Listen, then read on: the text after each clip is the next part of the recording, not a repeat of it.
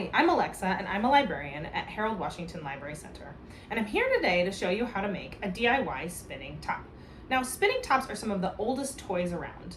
People have been spinning things since they could get their hands on an acorn. And there are lots of different kinds of spinning tops. There are ones with cool patterns, there are circular ones. I always play with one at Hanukkah called a dreidel, which is a very specific type of spinning top. But you can make one just like this. See, it spins really nicely. And I promise you, it's made out of some things you probably have in your house. You also may have some materials that you got in a kit from Chicago Public Library.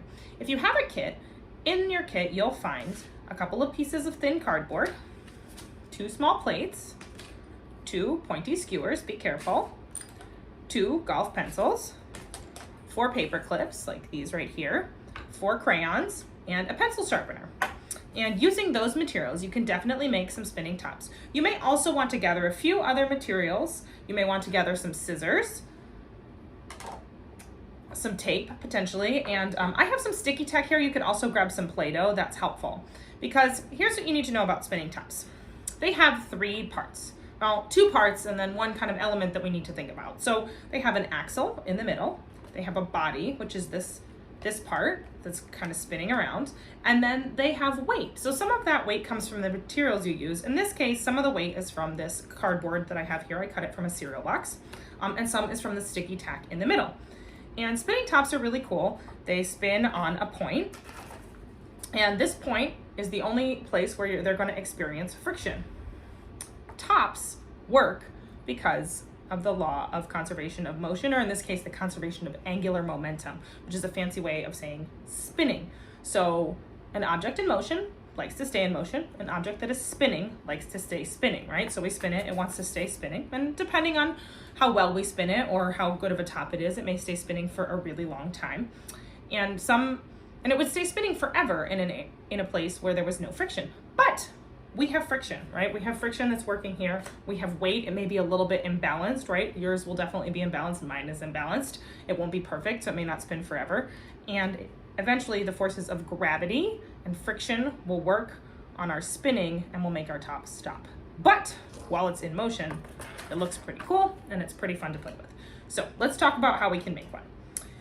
You'll need, as I mentioned, a body. So one body could be something like this paper plate. That's a really easy way to start.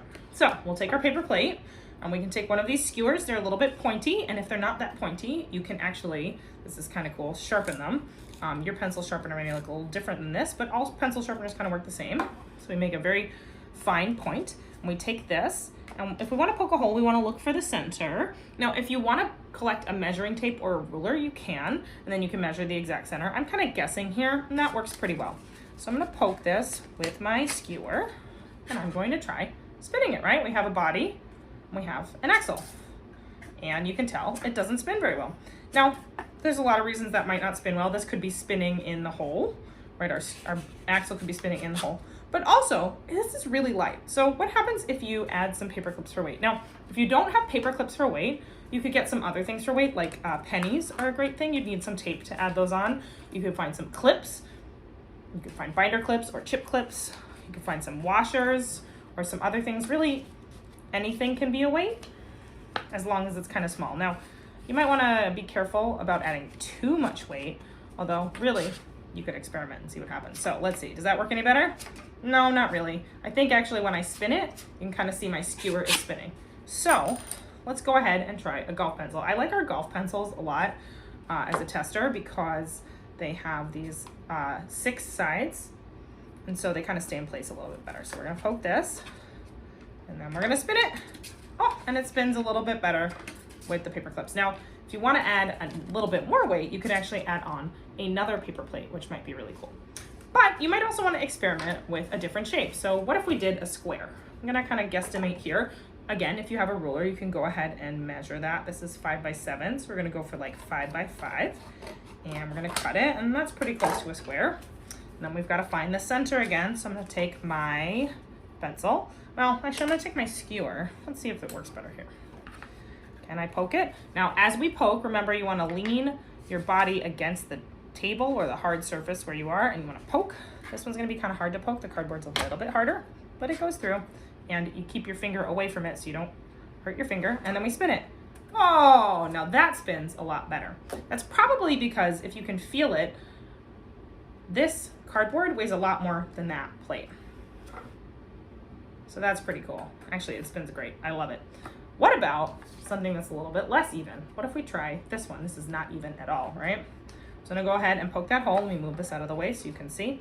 You know, I don't know if you noticed that I'm spinning this on some blank paper because I have a pencil. That will help protect your table, but what I also like is that you can see these cool little lines. All right, so we keep our hands back, and we poke, poke, poke, poke, poke. And in good news, if we break our pencil tip, we can sharpen it, right? And we're gonna try spinning it. Ah, that does not work well. Ooh, that's very messy. What if we add some weights to these sides, right? Do you think that will help? You know, I'm trying it because I think it's possible it could work, but I have to guess that it won't work very well because I think it still won't be very balanced. There's also this force called torque that is working on your spinning top, and it works especially as it's slowing down. And I can't get this to go that fast. That might just be me as a spinner, but as it's slowing down, torque pulls it and kind of flips it out, right? You see as our tops stop spinning, they kind of get pulled away from the paper. And I think the torque, some way that the torque is working on our uneven piece here is making it not spin very well. So, whew. All right, well, that's not working very well. I don't necessarily recommend a rectangle, although you're welcome to try it. I think if I had more time, I would try a triangle and see what happened there, especially like an equilateral triangle, right? That's exactly the same on all three sides. And then you could see if you could poke a hole in the middle and if that would spin really well. The other cool thing you can do once you've figured out what spins really well is you can decorate it. Now, the one I showed in the beginning is this really cool pattern, and there's a link to this pattern in your grab and go kit instructions if you have one. I can also put a link here in this video, and it makes a really cool pattern when you spin it. You can kind of see it here. Oh, I just spun it right into my hand. Let's move some stuff out of the way here.